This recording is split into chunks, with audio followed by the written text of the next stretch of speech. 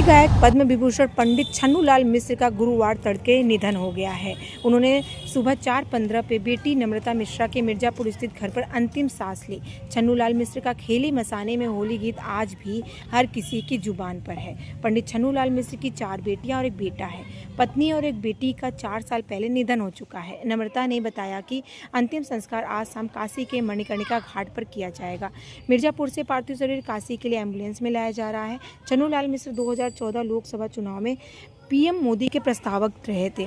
PM Modi, CM योगी और सपा प्रमुख अखिलेश यादव ने निधन पर दुख व्यक्त किया है। पंडित छन्नूलाल मिश्र की तबीयत 7 महीने से खराब थी। हाल ही में वो 17 दिन हॉस्पिटल में एडमिट रहे। 11 सितंबर को मिर्जापुर में बेटी के घर तबीयत बिगड़ी। सीने में दर्द की शिकायत बाद उन्हें रामकृष्ण सेवाश्रम हॉस्पिटल में एडमिट कराया गया। 13 सितंबर की रात बीएचयू के सरसुंदरलाल अस्पताल लाया गया। तबीयत में सुधार होने पर उन्हें 27 सितंबर को डिस्चार्ज किया गया। फिर वो बेटी के घर मिर्जापुर चले गए थे। बता दें आपको कि बीएचयू की मेडिकल रिपोर्ट आने के बाद डॉक्टरों ने बताया था कि पंडित छन्नूलाल मिश्र को ARDS नाम की एक बीमारी है। फेफड़ों में गंभीर सूजन है। उन्हें type 2 diabetes, high blood pressure और भी कई चीज़ें हैं। इस दौरान आपको बता दें वो काफ़ी बीमार चल रहे थे। हमारा नाम राकेश तिवारी और मैं पंडित छन्नूलाल जी का शिष्य हूँ। लगभग 30 साल से उनके सानिध्य में रह करके हमने क्या कहेंगे, कितने बड़े संगीत के पुरोधा रहे हैं छन्नूलाल जी? संगीत के पुरोधा, अब ये तो इनके लिए कहना और सूरज को दीपक दिखाने जैसा है। इनको हर विधा गायकी की जितनी विधाएं हैं सबके ये पारंगत थे और ख़ास करके इनका रामायण पर तो बहुत ज़्यादा पकड़ था। और हम चूँकि हम रविंद्र जैन जी के भी शिष्य हैं तो मुझे सारे गामा सिखाने से लेकर के और आज की स्थिति में मुझे सुबह 5 बजे सूचना मिली कि गुरु जी नहीं। मुझे वो लगा कि यार ये क्या हो गया। अब मैं तो हॉस्पिटल भी जाता था देखने के लिए और हम लोग के जैसे शिष्यवत और बेटे की तरह मानना, खाना पीना, घूमना, मतलब हर तरीके से हमेशा शिक्षा भी देते थे कि ये रियाज करो और रामायण का भी कम से कम 10 दोहा रोज पाठ किया करो।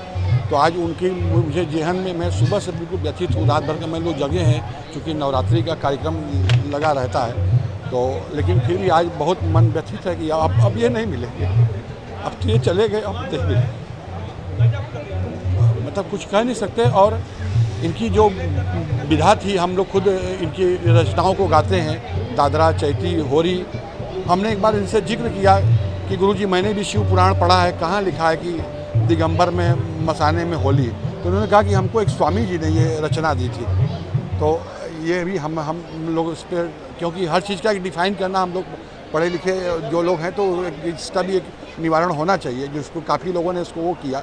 तो हमने भी शिव पुराण पढ़ के पूरी काशी महिमा गाई हुई है रविंद्र जैन जी के साथ। तो हमको कहीं उसमें नहीं लगा कि दिगंबर में होली, लेकिन नहीं, वो जो रचना है और आज देखिए पूरे विश्व में उसको हर कोई गा रहा है। मालिनी अवस्थी जी ने भी गाया है और भी तमाम लोग, हम लोग भी जाकर के रचना गाते हैं और कह के गाते हैं कि ये हमारे गुरुजी छन्नूलाल जी, पद्म विभूषण छन्नूलाल जी का ये रचना है और उसको हम लोग ये सुना रहे हैं। माध्यम से इस समय वो जो मनोस्थिति है वो थोड़ा नहीं है, लेकिन फिर भी इनकी जो गायकी का जो प्रक्रिया था वो यही था, खेलें मसाने में होरी दिगंबर, खेलें मसाने में होरी होली, खेलें मसाने में होली दिगंबर, खेलें मसाने में होरी।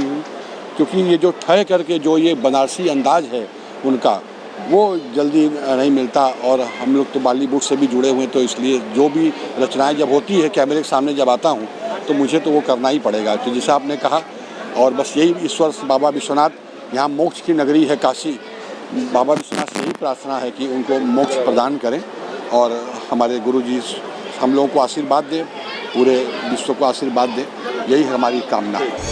काफ़ी समय से बीमार चल रहे थे और पहले 2 दिन मिर्ज़ापुर में रामकृष्ण मिशन हॉस्पिटल में एडमिट थे। फिर वहाँ से रेफ़र कर दिया, उनको माइनर अटैक आया था, हार्ट अटैक, तो उनको यहाँ बीएचयू रेफ़र कर दिया गया था। तो पिताजी 12 दिन बीएचयू में एडमिट थे, आईसीयू में। उनकी हालत स्थिर तो थी लेकिन बहुत ज़्यादा सुधार नहीं हो रहा था। तो डॉक्टर्स का ये कहना था कि आप घर ले जाइए, यहाँ क्रॉस इन्फेक्शन हो जाएगा, तो अच्छा है कि आप घर में रखें और पूरी सुविधा और उसके साथ, तो वो ज़्यादा ठीक रहेगा। तो फिर वहाँ से लेकिन हम लोग लेके फिर वापस रामकृष्ण मिशन में ही गए, क्योंकि लग रहा था कि आईसीयू के मरीज़ को लेके घर पे जाना सेफ़ नहीं होगा। तो वहाँ पर उन्होंने फिर 2 दिन रखा रामकृष्ण मिशन में और उन्होंने कहा कि नहीं, घर पे ही ले जाना ठीक है, क्योंकि बहुत ज़्यादा उम्मीद है नहीं, तो यहाँ हॉस्पिटल में रख के, और सबकी उनकी भी यही इच्छा थी कि उनका जब प्राण निकले तो वो अपने घर पे ही रहें, हॉस्पिटल से नहीं जाना चाहते थे, क्योंकि मम्मी दीदी को उन्होंने देखा था हॉस्पिटल जाते हुए, तो बहुत डरते थे इस बात के लिए कि हम जब भी हो मेरा घर पे ही होना चाहिए बेटा। तो उनकी इच्छा थी, माँ विंध्यवासिनी कृपा से पूरी हुई कि उनकी नगरी में, माँ के क्षेत्र में एकादशी और दशमी के दिन ऐसा हुआ, ब्रह्म मुहूर्त में हुआ, और सुबह 4:15 बजे उनके। तो आज कितने बजे तक कौन करेगा इनका अंत्येष्टि और कितने बजे तक? राम कुमार भैया हैं, दिल्ली से वो लोग निकल चुके हैं, इलाहाबाद से भी क्रॉस कर चुके हैं, तो 2 घंटे के अंदर वो आ जाएंगे, पूरा सब परिवार आ रहे हैं। तो हो सकता है राम कुमार भैया या फिर राहुल जो उनका पोता है, वो उनमें से कोई करेगा। प्रशासन की तरफ से क्या सुविधाएं मिल रही हैं और प्रशासन ने क्या कहा है, किस तरह से पंडित जी का अंतिम यात्रा जाएगा? जी, उन्होंने बोला कि पूरे राजकीय सम्मान के साथ जाएगा, और ऐसे ही आया भी है। मिर्ज़ापुर से भी यहाँ उन लोगों ने पूरी अपनी व्यवस्था दे के, और नगर निगम से उन्होंने अपनी गाड़ी भेजी थी, AC वाली, ये वाली गाड़ी करके, और पूरी व्यवस्था दी है। वहाँ का पूरा DM, ADM साहब और SDM साहब, कमिश्नर साहब, सब लोग आए थे वहाँ पे, पूरे टाइम थे वो लोग, और उन्होंने ही विदा किया पिताजी को यहाँ के लिए। और अब यहाँ का प्रशासन लगा हुआ है। अभी DM साहब आए थे तो उन्होंने कहा कि आगे का जो भी है सब व्यवस्था हम लोग करेंगे। पहले से ही वहाँ मणिकर्णिका घाट पे उन्होंने सारी व्यवस्था कर दी है, तो बोले कि सब हमारी तरफ से रहेगा, आप निश्चिंत रहें। गार्ड ऑफ ऑनर भी देने की बात है। पहले यहीं आ गए थे, लेकिन मेयर साहब ने बोला, जो पूर्व मेयर साहब हैं मोहले जी, उन्होंने कहा कि वहीं पे घाट पर ही उनको ये दीजिए तो ज़्यादा अच्छा रहेगा, तो वो लोग चले गए, वरना अभी बहुत लोगों की भीड़ थी।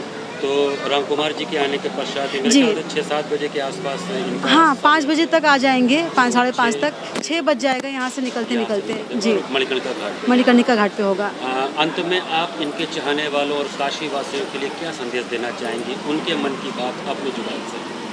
बस संगीत और काशी उनके मन में बसता था, उनकी आत्मा में था। उनका यही इच्छा था कि गाना बजाना, संगीत और ख़ास करके बनारस का संगीत जो है वो हमेशा जीवित रहे। लोग उसके लिए जितना कर सकते हैं करें। जो भी गा के छोड़ा गया है कलाकारों के द्वारा, काशी के कलाकारों के द्वारा, उसको अधिक से अधिक सुने और गुने। पिताजी यही कहते थे, कोई भी स्टूडेंट आता था तो कहते थे कि बड़े कलाकारों को सुनो, खूब सुनो, जो नहीं है कोई बात नहीं, उनके गानों को सुनो और कुछ भी उतारने की कोशिश करो। काशी का संगीत जिंदा रहना चाहिए, उनका बस यही इच्छा था। काशी के पंडित जी काशी के धरोहर थे, और मसाने में खेरे होरी, दिगंबर मसाने में खेरे। आज खुद पंडित जी मसाने में अपने शरीर को अर्पित करने जा रहे हैं। पंडित जी काशी के संगीत के रूप में अमर रहेंगे। पंडित जी, मेरा सौभाग्य था कि पंडित जी, जब मैं 88 में यहाँ से पार्षद लड़ा तो पंडित जी हमारे प्रस्तावक के रूप में थे, और 2014 में जब काशी के सांसद, देश के प्रधानमंत्री ने नामांकन किया तो उनकी इच्छा थी कि पंडित छन्नूलाल मिश्र हमारे प्रस्तावक बने, क्योंकि छन्नूलाल जी के प्रति उनके मन में एक भाव था, और छन्नूलाल जी को भी एक अपार प्रेम था नरेंद्र भाई मोदी से। पंडित जी का पार्थिव शरीर आज भले ही हमारे बीच नहीं रहेगा, लेकिन पंडित जी के गीत अमर रहेंगे। उन्होंने जो अपनी छटा, अपने गीतों के माध्यम से जो अपने शिष्य तैयार किए हैं, निश्चित तौर पर उनके जो गीत हैं, उनके जो संगीत हैं, और उन्होंने जिस तरीके से चैती तमाम सारे जो समाज में दिया है, वो हमेशा बजते रहेंगे, अमर रहेंगे।